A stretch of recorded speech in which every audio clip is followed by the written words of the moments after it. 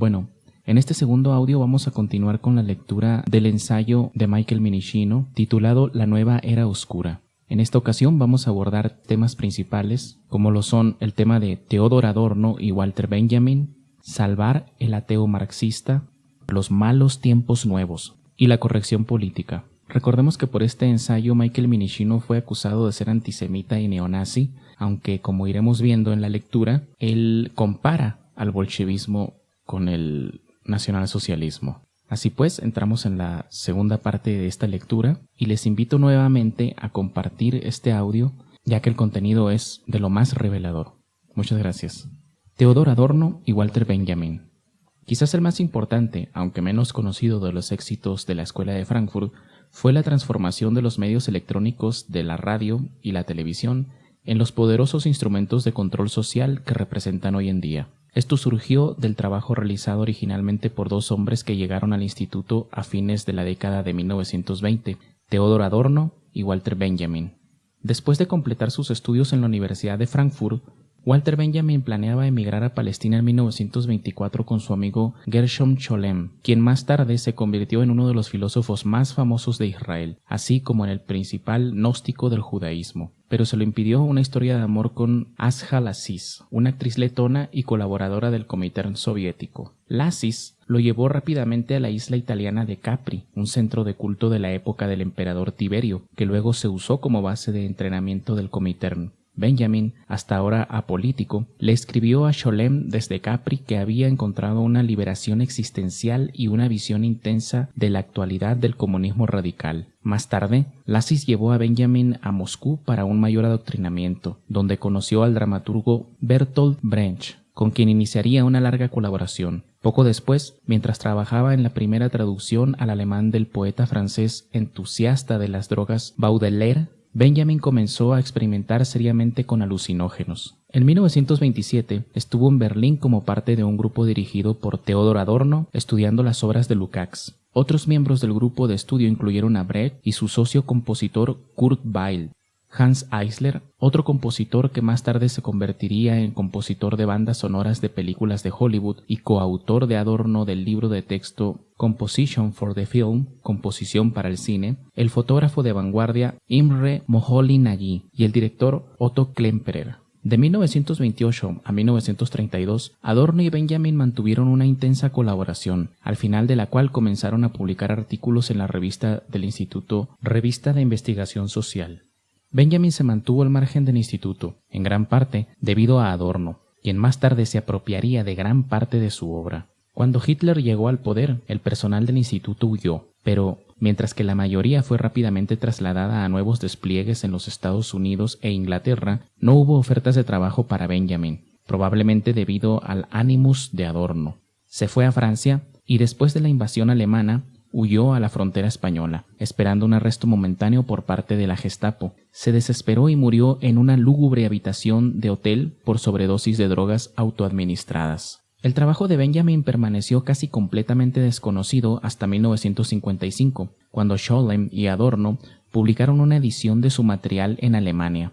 El renacimiento completo se produjo en 1968, cuando Hannah Arendt, antigua amante de Heidegger y colaboradora del instituto en Estados Unidos, publicó un importante artículo sobre Benjamin en la revista New Yorker, seguido en el mismo año por las primeras traducciones al inglés de su trabajo. Hoy en día, todas las librerías universitarias del país cuentan con un estante completo dedicado a las traducciones de todos los fragmentos que escribió Benjamin, además de exégesis, todas con fechas de copyright de 1980. Adorno era más joven que Benjamin, y tan agresivo como era el pasivo hombre mayor. Nacido como Theodor Weissengrund Adorno en una familia corsa, le enseñó piano a una tía que vivía con la familia y había sido el concertista de la estrella internacional de la ópera Adelina Patti. Generalmente se pensaba que Theodor se convertiría en músico profesional y estudió con Bernard Seckles, el maestro de Paul Hindemith. Sin embargo, en 1918, cuando todavía era estudiante de un gimnasio, Adorno conoció a Siegfried Kracauer.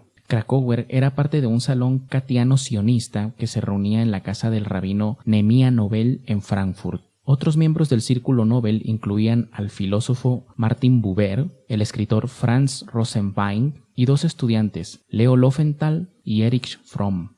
Krakauer, Lowenthal y Fromm se unirían al ISR, Escuela de Frankfurt, 2 décadas después. Adorno contrató a Krakauer para que le enseñara la filosofía de Kant. Krakauer también le presentó los escritos de Lukács y Walter Benjamin, a quienes estaban en la camarilla de Nobel. En 1924, Adorno se mudó a Viena para estudiar con los compositores atonalistas Alban Berg y Arnold Schoenberg y se conectó con el círculo de vanguardia y ocultismo en torno al viejo marxista Karl Kraus. Allí no solo conoció a su futuro colaborador Hans Eisler, sino que también entró en contacto con las teorías del extremista freudiano Otto Gross. Gross, un adicto a la cocaína desde hacía mucho tiempo, había muerto en una cuneta de Berlín en 1920, mientras se dirigía a ayudar a la revolución de Budapest. Había desarrollado la teoría de que la salud mental solo se podía lograr mediante el resurgimiento del antiguo culto de Astarte, que acabaría con el monoteísmo y la familia burguesa.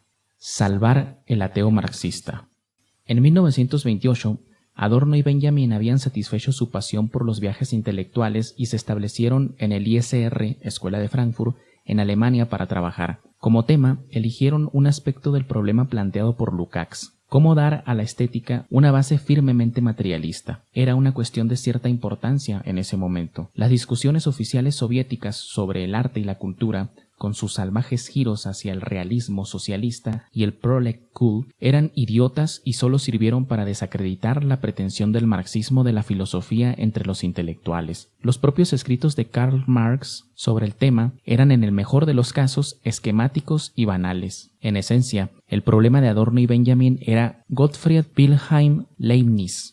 A principios del siglo XVIII, Leibniz había vuelto a borrar el dualismo gnóstico centenario que dividía cuerpo y mente al demostrar que la materia no piensa. Un acto creativo en el arte de la ciencia comprende la verdad del universo físico, pero no está determinado por ese universo físico. Al concentrar conscientemente el pasado en el presente para efectuar el futuro, el acto creativo, correctamente definido, es tan inmortal como el alma que visualiza el acto. Eso tiene implicaciones filosóficas fatales para el marxismo, que se basa enteramente en la hipótesis de que la actividad mental está determinada por las relaciones sociales excretadas por la producción humana de su existencia física. Marx eludió el problema de Leibniz, al igual que Adorno y Benjamin, aunque este último lo hizo con mucho más elegancia. Es incorrecto, dijo Benjamin en sus primeros artículos sobre el tema, comenzar con la mente razonable, hipotetizante, como base del desarrollo de la civilización. Este es un legado lamentable de Sócrates. Como alternativa, Benjamin planteó una fábula aristotélica en la interpretación del Génesis. Supongamos que el Edén le fue dado a Adán como el estado físico primordial. El origen de la ciencia y la filosofía no reside en la investigación y el dominio de la naturaleza, sino en la denominación de los objetos de la naturaleza. En el estado primordial, nombrar una cosa era decir todo lo que había que decir sobre esa cosa. En apoyo de esto, Benjamin recordó cínicamente las primeras líneas del Evangelio según San Juan, evitando cuidadosamente el griego filosóficamente más amplio y prefiriendo la Vulgata, de modo que, en la frase "en el principio era el verbo", las connotaciones de la palabra griega original, logos, habla, razón, raciocinio, traducida como palabra, se reemplazan por el significado más restringido de la palabra latina verbum.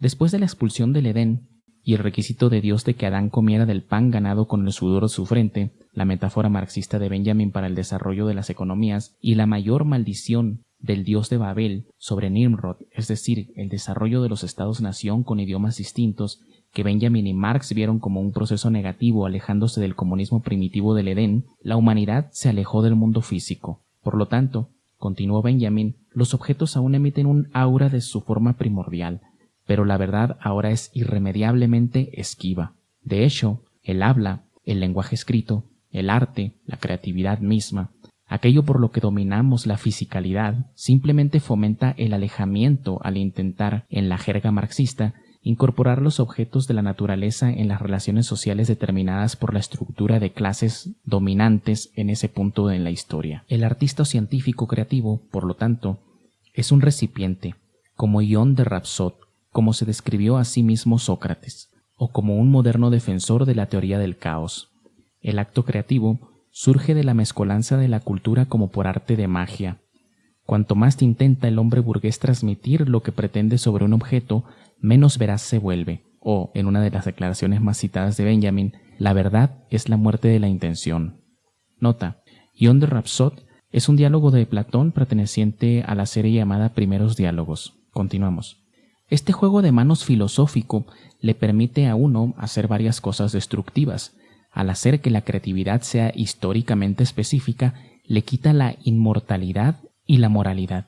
No se puede hipotetizar la verdad universal o la ley natural, porque la verdad es completamente relativa al desarrollo histórico. Al descartar la idea de verdad y error, también puede desecharse el concepto obsoleto del bien y el mal. Estás, en palabras de Friedrich Nietzsche, más allá del bien y del mal. Benjamin es capaz, por ejemplo, de defender lo que él llama el satanismo de los simbolistas franceses y sus sucesores surrealistas, porque en el centro de este satanismo uno encuentra el culto al mal como un dispositivo político, para desinfectar y aislar contra todo diletantismo moralizante de la burguesía. Condenar el satanismo de Rimbaud como malo es tan incorrecto como ensalzar un cuarteto de Beethoven o un poema de Schiller como bueno, pues ambos juicios son ciegos a las fuerzas históricas que actúan inconscientemente sobre el artista. Así, se nos dice, la estructura de acordes del difunto Beethoven se esforzaba por ser atonal, pero Beethoven no se atrevía a romper conscientemente con el mundo estructurado del Congreso de Viena de Europa. Tesis de Adorno. Del mismo modo, Schiller realmente quería afirmar que la creatividad era la liberación de lo erótico, pero como verdadero hijo de la Ilustración y de Immanuel Kant, no podía hacer la necesaria renuncia a la razón. Tesis de Marcuse. La epistemología se convierte en un pariente pobre de la opinión pública, ya que el artista no crea conscientemente obras para elevar a la sociedad, sino que transmite inconscientemente los supuestos ideológicos de la cultura en la que nació. La cuestión ya no es qué es universalmente cierto, sino que pueden interpretar de manera plausible los autoproclamados guardianes del Zeitgeist. Los malos tiempos nuevos. Por lo tanto, para la Escuela de Frankfurt, el objetivo de una élite cultural en la era moderna y capitalista debe ser eliminar la creencia de que el arte deriva de la emulación consciente de Dios el Creador. Debe demostrarse que la iluminación religiosa, dice Benjamin, reside en la iluminación profana, una inspiración materialista, antropológica, a la que el hachís, el opio o cualquier otra cosa pueden dar una lección introductoria. Al mismo tiempo, se deben encontrar nuevas formas culturales que incrementen la alienación de la población para que ésta comprenda cuán verdaderamente alienado es vivir sin socialismo. No construyas sobre los viejos buenos tiempos, sino sobre los malos tiempos nuevos, dijo Benjamin. La dirección correcta en la pintura, por lo tanto, es la que tomó el difunto Van Gogh, quien comenzó a pintar objetos en desintegración, con el equivalente a un ojo de fumador de hachís que suelta y atrae cosas fuera de su mundo familiar. En música, no se sugiere que hoy se pueda componer mejor que Mozart o Beethoven, dijo Adorno, pero hay que componer atonalmente, porque el atonalismo es enfermo, y la enfermedad dialécticamente es al mismo tiempo la cura. La protesta de reacción extraordinariamente violenta a la que se enfrenta dicha música en la sociedad actual, no obstante, parece sugerir que la función dialéctica de esta música ya no se puede sentir negativamente como destrucción. El propósito del arte, la literatura y la música modernos deben ser destruir su potencial edificante, por lo tanto burgués, de modo que el hombre, privado de su conexión con lo divino, considere que su única opción creativa es la revuelta política. Organizar el pesimismo no significa otra cosa que expulsar la metáfora moral de la política y descubrir en la acción política una esfera reservada al 100% en las imágenes. Por lo tanto, Benjamin colaboró con Brecht para trabajar estas teorías en una forma práctica, y su esfuerzo conjunto culminó en el efecto de extrañamiento, el intento de Brecht por escribir sus obras de modo que el público abandonara el teatro desmoralizado, enojado y sin rumbo fijo. Corrección política. El análisis de Adorno y Benjamin representa casi toda la base teórica de las tendencias estéticas políticamente correctas que ahora plagan nuestras universidades. El postestructuralismo de Ronald Barthes, Michel de Foucault y Jacques Derrida, la semiótica de Umberto Eco, el desconstructivismo de Paul de Man, todos citan abiertamente a Benjamin como la fuente de su trabajo. La novela más vendida del terrorista italiano Eco, El nombre de la rosa, es poco más que un himno a Benjamin. De Man el ex colaborador nazi de Bélgica que se convirtió en un prestigioso profesor de Yale, comenzó su carrera traduciendo a Benjamin. La infame declaración de Barthes de 1968 de que el autor está muerto pretende ser una elaboración de la máxima de Benjamin sobre la intención. De hecho, a Benjamin se le ha llamado el heredero de Leibniz y de Wilhelm von Humboldt, el filólogo colaborador de Schiller cuyas reformas educativas engendraron el tremendo desarrollo de Alemania en el siglo XIX. Incluso tan recientemente como en septiembre de 1991, el Washington Post se refirió a Benjamin como el mejor teórico literario alemán del siglo, y muchos habrían dejado ese calificativo de alemán.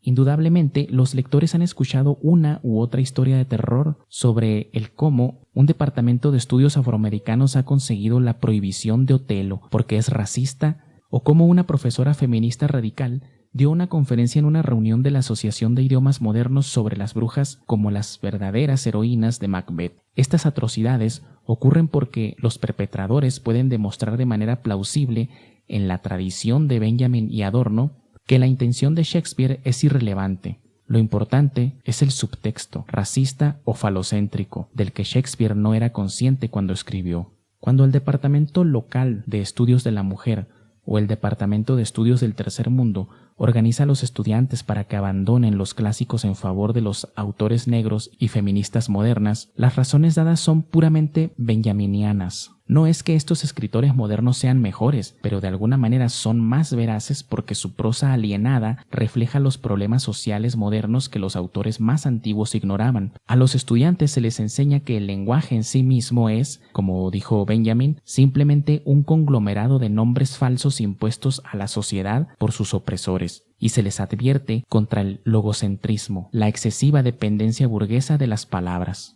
Si estas payasadas del campus parecen retardadas, en palabras de Adorno, es porque están diseñadas para hacerlo. El avance más importante de la Escuela de Frankfurt consiste en la comprensión de que sus monstruosas teorías podrían llegar a ser dominantes en la cultura, como resultado de los cambios en la sociedad provocados por lo que Benjamin llamó la era de la reproducción mecánica del arte. Aquí vamos a terminar la segunda parte de este audio. En la tercera parte vamos a entrar ya de lleno con el tema El establishment se vuelve bolchevique, el entretenimiento reemplaza al arte. Pero no me quiero despedir sin recalcar una frase que llamó mucho la atención mientras leía este texto, que dice: no construyas sobre los buenos viejos tiempos, sino sobre los malos tiempos nuevos. Una frase de Walter Benjamin. Y hago hincapié en esta parte del texto porque si ponemos atención, todo lo que está sucediendo en el mundo, con las ideologías destructivas, todas esas cuestiones que escapan a lo que nosotros concebimos como lo normal, son precisamente el ejemplo de lo que Walter Benjamin mencionaba. No construyas sobre los viejos buenos tiempos, sino sobre los malos tiempos nuevos. Hay que visualizar que para que ellos construyan su nuevo orden mundial, este nuevo orden mundial sin el concepto del bien y el mal, necesitan nuevas generaciones que crezcan bajo un caos total. Necesitan destruir todo lo que se ha construido a través de la historia para reemplazarlo con algo nuevo. No precisamente bueno, pero sí algo nuevo. Porque como hemos dicho en otras ocasiones, el nuevo orden mundial requiere confusión total. Por eso, toda la realidad está siendo destruida. Muchas gracias por llegar al final del audio.